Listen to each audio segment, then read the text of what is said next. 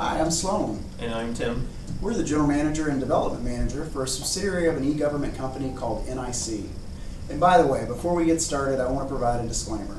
We are not video editors, so I'm hopeful that we will not be judged solely on our video editing skills alone. Our company specializes in creating electronic solutions for state, local, and federal government entities for the last 21 years.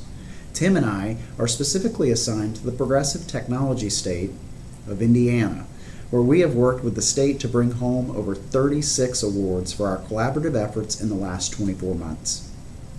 Having a long lifespan in the development space, and coupling that with the breadth of third-party and governmental process experience, our goal for this presentation is to share with the South by Southwest community an alternative and leading-edge approach to defining requirements in order to better accommodate a test-first approach to development.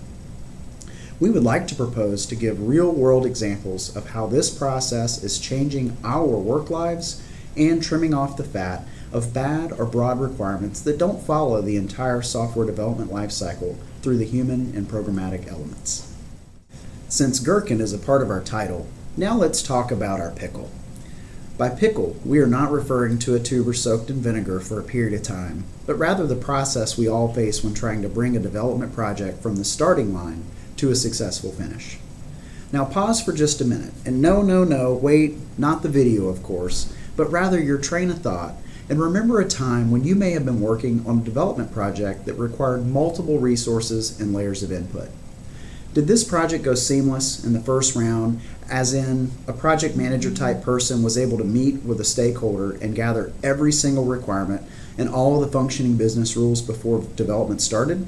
Well, we would like to think we did, but the reality is things tend to change if it's not poured in concrete.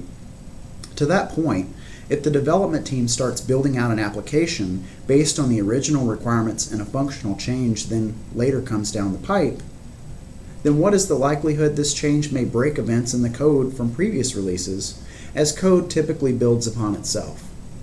How do you know it broke without the pain of regression testing? Does your client find it before you do? Maybe this could have been avoided if all parties were communicating in a way that both a human and a computer could read.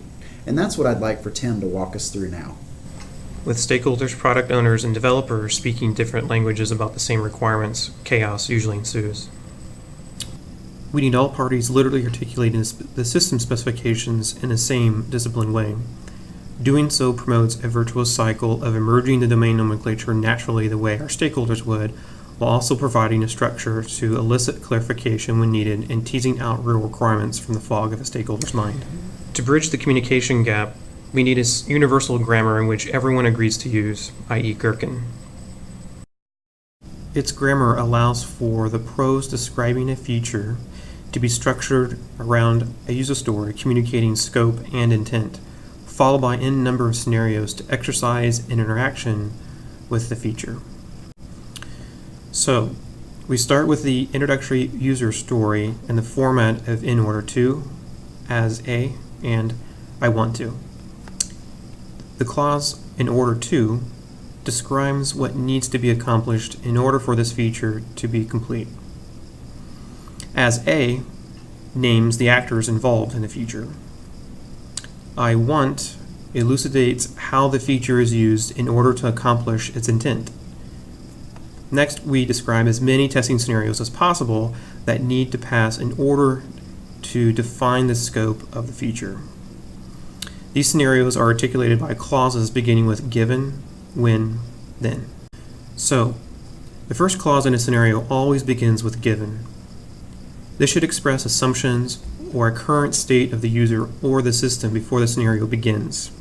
Once that's established, a clause starting with when is used to explain what condition occurs that acts as the catalyst for the end condition. Lastly, a stanza starting with then is used to elucidate what occurs in the system after realizing the conditions described with when. To get a real bang for your buck, it's necessary to combine the Gherkin requirements with a specification testing framework like SpecFlow for .NET or Behat for PHP, which will in turn your requirements into testable code.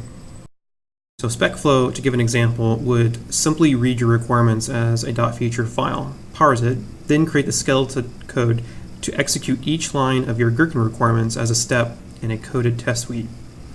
When this approach is paired up with a continuous integration server, you'll now have a taste of test first nirvana. Thanks for watching our teaser video on our potential South by Southwest 2014 presentation. We are very excited to introduce the concept of test first to the South by Southwest community.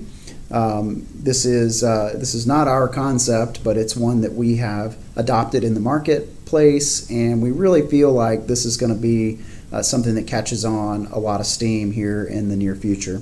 We also feel like this very much would be an interest to not only developers, but the development community as a whole. So you would also include project management teams and even stakeholders as well. This has really helped us and kind of transformed us professionally in the way that we think about the development life cycle, and really we front load a little bit now to get all of our test cases input correctly and make sure that we're gathering the requirements correctly. But what we're gaining from that is tons of benefit on the end process, where we actually get to launch things on time. We don't have a whole lot of regression and bug fixes and things like that at the end, and there's certainly not the requirements changes that you would typically see from a stakeholder, where you move furniture around from one side of the room to the other and you're constantly in flux. So we look forward to presenting. We hope that you found the teaser as is equally as good as the actual submission itself, and we'll see you at South by Southwest 2014 either way. Thanks.